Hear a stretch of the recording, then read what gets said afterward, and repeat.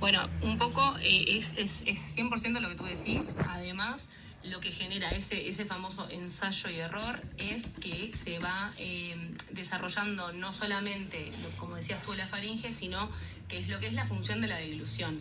Entonces, hay toda una madurez del sistema por parte de la utilización del mismo. ¿Tá? Entonces, no es lo mismo que ese niño solamente tome leche, ya sea leche materna o la que sea, a que tenga alimentos que sean blandos o que esos alimentos tengan una cierta consistencia y que requiera de una trituración en la cavidad oral, que eso implica un posicionamiento de la lengua, una movilidad articular de lo que es la cavidad oral, y bueno, y finalmente para lo que sería la deglución, la formación del bolo y finalmente la deglución, el posicionamiento correcto de todo lo que es la orofaringe y el eje digestivo. Me encanta, así que... ¿Qué pasa más saliendo de los bebés de repente, y acá uniendo las dos profesiones, la de la nutrición y la odontología, cuando de repente una persona adulta tiene un faltante de una pieza dental o un desajuste o las diferentes posibilidades que tenemos, ¿no?, de una dentadura que no esté funcionando correctamente? Puede de repente tener faltante una vitamina porque no se hace determinado tipo de comida, no porque no le guste, sino porque le dificulta masticarlo. Sí, 100%, está muy bien lo que decís. Lo que pasa con estos pacientes es que muchas veces cuando se sientan en el sillón y nosotros dentro de las preguntas iniciales incluso le preguntamos, ¿masticás más del lado derecho, del lado izquierdo? ¿Te faltan algunas piezas? O sea, como para saber cómo se siente ese paciente. Muchas veces los pacientes te dicen, yo puedo masticar perfecto, incluso cuando le faltan piezas. Pero no es que te están mintiendo, es real. Para ellos pueden masticar perfecto, pero inconscientemente la selección de los alimentos se va modificando. Y de repente no se dan cuenta, pero cuando van a pedir un trocito de carne, de repente piden el trozo de carne que sea muchísimo más tierno que otro, por ejemplo. O de repente un chivito no te lo pueden comer porque no tienen lo que es el desgarro del sector anterior, que está generado por la interposición de los dientes superiores e inferiores. Hay como diferentes condiciones que hacen que tu función sea más fácil o más difícil y por ende tú vas esquivando esos obstáculos sin querer claro, queriendo. Entonces de repente ese paciente sí va a tener una alteración a la larga porque la alimentación se va modificando y finalmente se traduce en daños, que es como, por ejemplo, una de ellas es como decías tú, pueden ser hipovitaminosis o pueden ser faltantes de nutrientes o puede ser directamente la persistencia en la falta de estímulo masticatorio. Entonces cuando... Ahí yo añado reflujo, por ejemplo, ¿no? Porque también cuando nosotros no masticamos bien, mientras más puré generamos en la boca para poder tragar eso correcto, menos sobrecarga digestiva vamos a hacer a ese estómago. La funcionalidad principal del estómago, además del conocido ácido gástrico que ayuda, ¿no?, a todo el tema de la digestión, es triturar el alimento. Es como el plan B, ¿sí? Para garantizar que generamos un buen puré y que a nivel del duodeno, del intestino delgado, podamos mezclarlo bien con las enzimas digestivas y aprovechar 100% los nutrientes. Cuando ese puré no pasa, cuando el puré no pasa en la boca y pasa solo en el estómago, tenemos digestiones mucho más largas, más pesadas, por ende más riesgo de sufrir tipo acidez, etcétera. Así que es súper importante tener correctamente las piezas dentales porque afecta a la nutrición de forma directa. Claro, por lo general una sola ausencia dentaria, y si es posterior ni te digo porque la estética ni siquiera está comprometida en ese caso, por lo general es bien tolerada para los pacientes. El tema es de que ya la ausencia de una sola pieza te hace que se reduzcan lo que se llaman las unidades masticatorias, que es justamente la relación del de abajo con el de arriba. O sea, que si a vos te falta el de abajo, en ese sitio ya no va a suceder la masticación. Tiene que suceder en la relación del resto de los dientes. Entonces, bueno, uno solo claramente, quizás en lo que es la función no va a haber una afección real, pero a la larga sí empiezan a haber una alteración en la posición de los dientes que lo rodean a esa ausencia y por ende se empiezan a generar modificaciones en la oclusión. La oclusión es la mordida. Entonces, bueno, nada, ahí sí empiezan a haber ya dificultades en la función o afecciones en la función. Se dice que, se dice, no, está comprobado que somos generaciones ansiosas las que estamos viviendo hoy por hoy, que caminamos más rápido que las generaciones anteriores, que dormimos menos horas que las generaciones anteriores, masticamos menos. muy cierto eso que dice Leo. Es verdad, queremos tragar directamente. Ponemos la comida en la boca y la queremos tragar. No queremos ni siquiera tener lo que es el paladeo, la sensación del aroma, el gusto, el sabor, la percepción de todos los sentidos potenciados. ¿Cuándo tenemos eso? Cuando es una cita, algo especial, ¿no? Si no, en el día a día no está. Pero verdaderamente sí, en el acelere con el que se vive hoy día, yo creo que sí, que hay un acelere también desde el punto de vista, más no tengo tiempo para comer, como en el auto, como mientras que me termino de vestir, hago todo al mismo tiempo. Entonces no se presta atención a ese momento en sí. Es como... Y eso tiene un efecto a nivel nutricional o a nivel de carga de... de sobrecarga el sistema digestivo. Y además hay otra cosa no menor, ¿no? Que nosotros... en esto de que hablamos siempre del tema del hambre emocional, para poder conectar con el alimento que estamos comiendo, también es importante masticar, porque es una forma de bajar a piso. Si nosotros comemos todo pureteado, no requiere ningún tipo de atención, vamos en un mood automático. Entonces, cuando acabamos de comer es como si no hubiésemos comido. Corporalmente, capaz que sí, porque el alimento está adentro de nosotros y eso va a generar cambios a nivel metabólico, pero en nivel de sensorialidad, de conexión con el alimento, de sentir placer a la hora de alimentarte, no está. Y eso hace que después nos venga la ansiedad por comer otras cosas, porque lo que no podemos separar es el placer de la alimentación. Esto no existe, lo vamos a seguir buscando igualmente. Entonces... la comida tiene que ser placentera, no significa que no sea que solamente lo placentero sea no saludable, o sea, lo saludable también puede ser muy, muy placentero. Tenemos que incluir cambios de texturas en estos crocantes, nos ayuda muchísimo a bajar a piso, a conectar con el momento de la comida. Yo siempre, de las cosas que les aconsejo fuerte es que si detectan que llegan a la hora de la comida con mucho estrés, al punto de no poder hacer una respiración profunda para conectar con el momento, porque no da, porque estoy rodeada de compañeros de trabajo, ¿no? Por ejemplo, y me da vergüenza. O lo saco en el tupper, no estoy preparando la comida en el momento como para poder conectar con el momento de la comida. Una de las cosas es ponerse cosas muy crocantes, bastones de zanahoria, bastones de morrón, bastones de pepino, porque en esa masticación fuerte es como que nos ayuda a decir, tengo que conectar. Porque se abren muchos otros sentidos, hasta el auditivo incluso. Sí, y eso también en peques con selectividades alimentarias puede también repercutir. Así que bueno, chequen con qué se llevan mejor. Ahí puede ser que, en esto que decía Leo, somos las generaciones de cambios, de dormir menos, no sé qué. Yo quiero sumar otra cosa más. Somos la generación del purés. Estos que se supone que se hicieron toda la vida. Creo que somos las primeras generaciones de purés muy mixeados y diluidos durante mucho tiempo en la infancia. O sea, durante muchos meses. Yo me acuerdo de haber ido o sea, por lo menos tenía 3 años y me acuerdo de haber ido a una farmacia y encontrar un potito y decir, ¡ay! Uno de esos que a veces me compras, mamá. Entendemos todos, ¿no?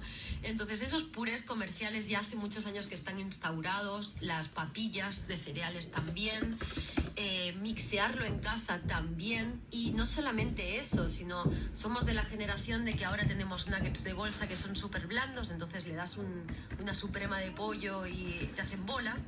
Claro, la realidad es que esa madre o ese padre o ese tutor que está encargado de la alimentación del niño está súper atareado con esa locura, con la galopante con la que vivimos todos, y a la hora de tener que hacer la comida y muchas veces no hay tiempo, se tiene que dormir, hay que bañarlo, vestirlo, hacer un montón de cosas, y muchas veces terminan haciendo la comida más rápida. Entonces, el trámite, la comida como trámite. La comida como trámite. ¿Cuántas veces se comen fideos en esas casas? ¿O cuántas veces se come huevo revuelto en esa casa?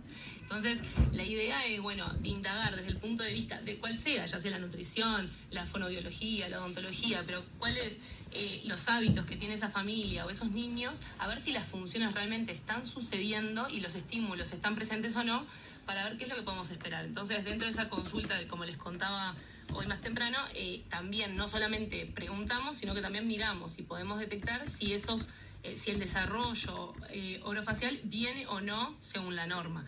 En caso que no lo sea, bueno, hacer un llamado de atención, repasar lo que son las funciones, porque también ahora estamos hablando de la alimentación, pero también importa, por ejemplo, si la respiración, si el paciente respira por la boca o respira por la nariz o mixto. Uy, ahí yo tengo una pregunta, porque mi padre pobre respira de toda su vida por la boca, Ajá. ¿no?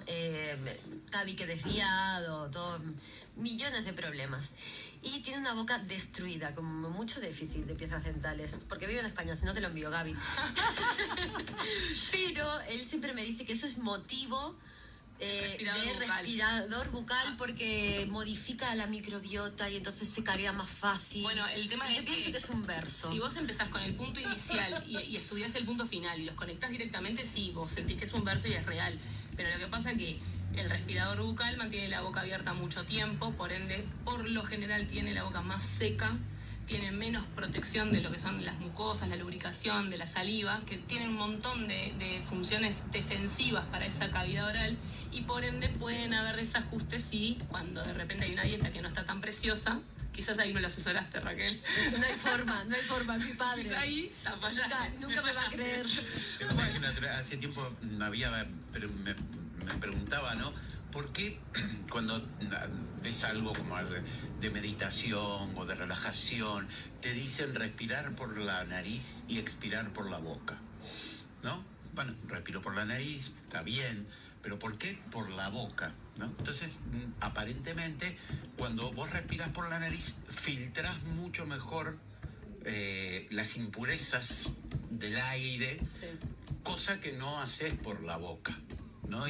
Y cuando largas por la boca puedes largar mucho más controladamente, etcétera, etcétera. Así que no me extrañaría nada que, más allá de que tenga una parte de verso, un poco de que no se quiso lavar los dientes, más allá de eso, viste, haya todo un componente real, sí, un componente real. A mí otra de las cosas que me llaman la atención, y para mí lo que vos hablabas, ¿no? De la función, ¿no? hace la forma, es el mal manejo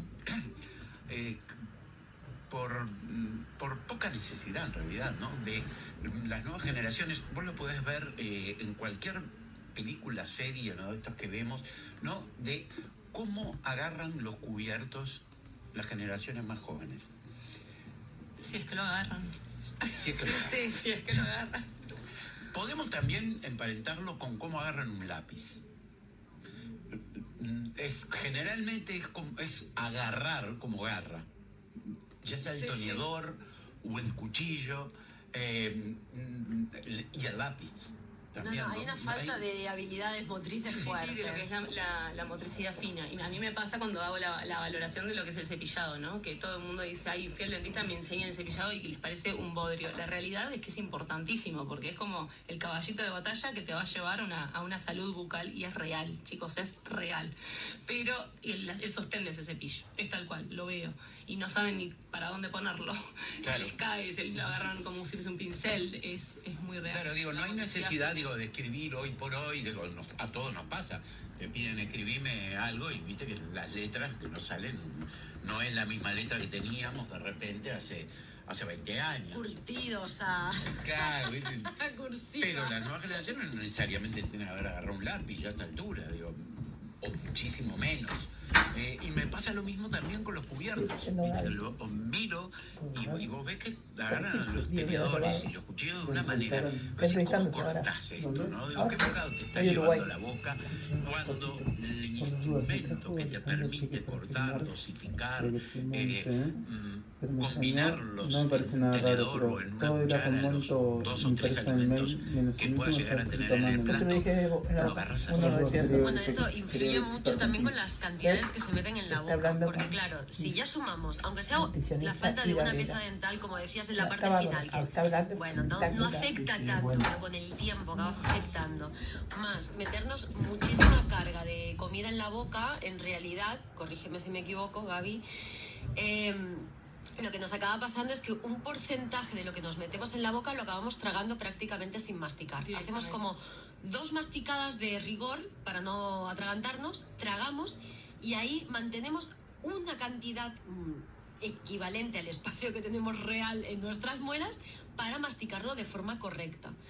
Y yo he hecho como mucho registro, ¿no? de esto en mí, y está clarísimo que cuando nos metemos mucha cantidad no masticamos bien, por mucha concentración que pongamos, porque no hay espacio real. Para la función, para lo que es la movilidad de los diferentes músculos que tenemos en la boca. Obviamente, la lengua, con todo su componente muscular, que es principal, es como la vedette adentro de la boca, pero también las mejillas y cómo los labios se posicionan y cómo se hace la formación finalmente del bolo alimenticio, que es lo que nosotros vamos a deglutir para bueno, dar paso a los siguientes niveles de la digestión. Pero es real, hay que dosificar más las cantidades, que eso no significa poner papillas. No, para pero nada. es dosificar cantidades para así puedes tener espacio para que los músculos puedan movilizarse y realizar el traslado de las porciones de alimento de un lado a otro para generar ese bolo. Pregunta también, y esto En saliva. a nivel de masticación, ¿no? Deglución y demás. Y acá, sí, viéndolo en mí, haciéndome una autocrítica. Está bien, ahora me tomo como ejemplo a mí, no a los jóvenes. Yo me he dado cuenta de que termino de comer y quedo como ansioso. Me genera como una ansiedad, ¿no? Digo, ¿y esto por qué me pasa? No sé cuándo me empezó, pero cuando corto, me llevo el bocado a la boca, mientras mastico, ya estoy armando el siguiente bocado, que por supuesto cuando terminé de masticar ya me mandé el otro, y mientras mastico ya sigo armando el próximo.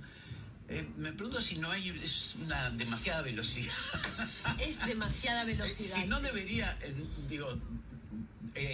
también tiene que ver con la cantidad de veces que mastique.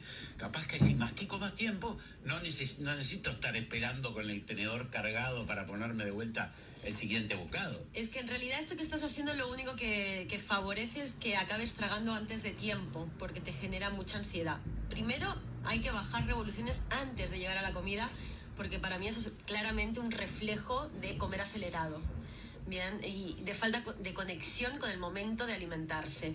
También pasa mucho cuando estamos mirando pantallas, ¿no? Porque no somos conscientes 100% de lo que está pasando. Pero ¿qué va a pasar? Que cuando tú estás cargando el tenedor y lo dejas cargado y lo miras, de que yo tengo otro preparado ahí para mientras acabo de mastigar y tragar, ya sé que está ese por venir, entonces me apuro. Es como autoapurarse. Te concentras más en la manualidad fina que implica el armar el bocado. La creación, claro. Que en lo que estás masticando en el mismo momento que estás armando el bocado. Tu atención se va más a los cubiertos que a lo que tenés en la boca. Sí, ¿sabes?